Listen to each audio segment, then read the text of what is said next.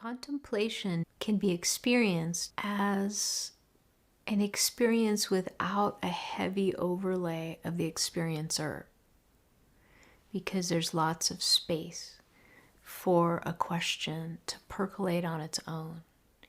And there can be a kind of faith that the very mystery at the heart of life, at the heart of who you are, is incredibly intelligent, and that intelligence receives the questions that we sincerely pose to it. By it, I mean this atmosphere of mysterious space that holds the questions of our heart, the questions of our intent. And by holding, I mean that there's simply this atmosphere for them to be offered into.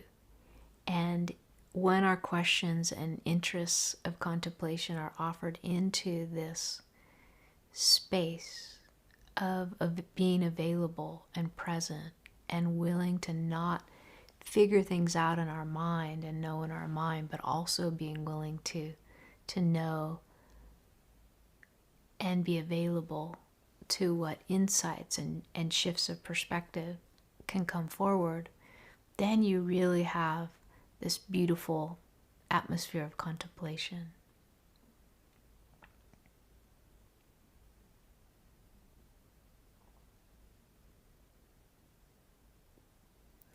So we can experience contemplation with very little sense of being identified as the experiencer, or very little attachment to past experience and concepts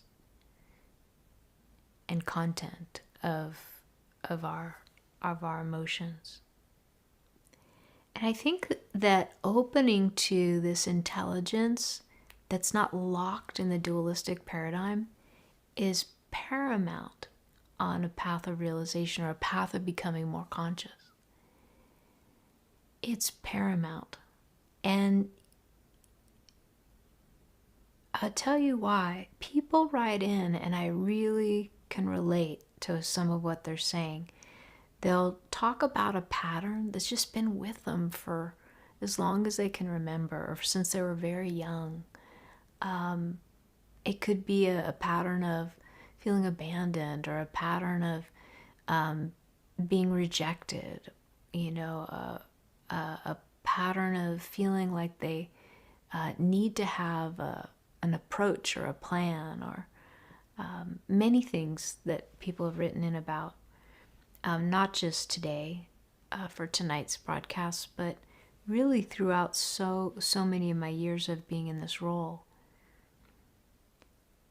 And they come up against these people, and myself included, have come up against these barriers of putting lots of energy into looking more closely at a pattern. And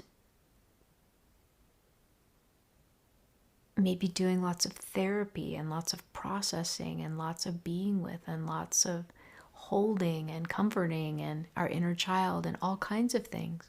And all of those can possibly make lots of headway in terms of shifting our sense of self and how we organize around certain memories and difficult patterning.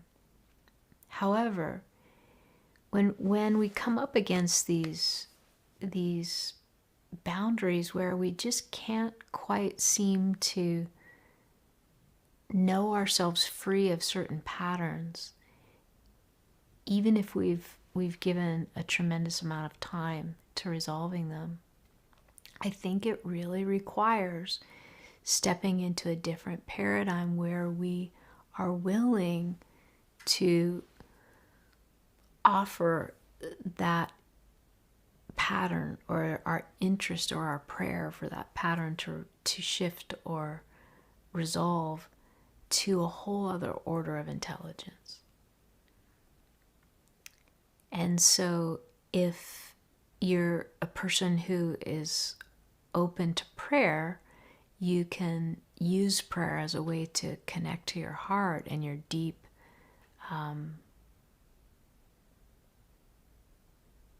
intention to come to see something more clearly.